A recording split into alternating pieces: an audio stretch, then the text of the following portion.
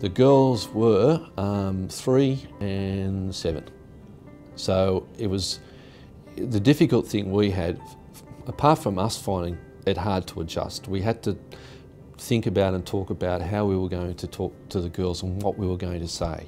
We didn't tell the girls straight away, mainly because it was too hard for us to articulate in a way that, see, we were finding it hard enough to understand, and then we felt that it would be more difficult for them as children to understand what did this mean, because they were going to see this child growing, well, they're going to see the stomach growing, and at some point they were going to find out that at the end of this time the child was not going to survive. It was hard to know how to word it that, I suppose in some ways, would save us having to explain it all again and again.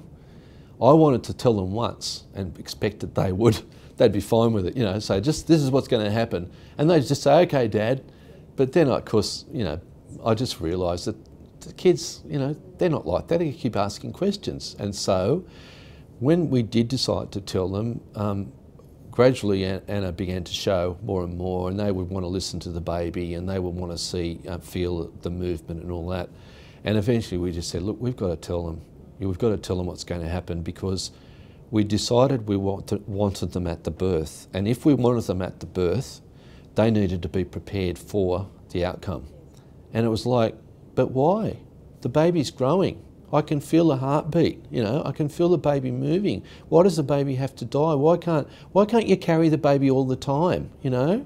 It's all these questions. I was just so silly to expect that, you know, we would tell them once and they would just forget, because it was every couple of days.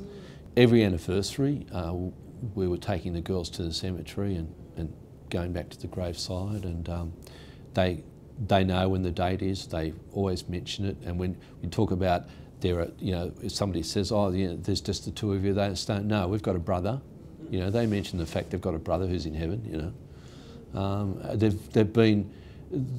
They've assimilated Brendan, to them, Brendan's part of the family, not in the physical sense, but I guess in the spiritual sense.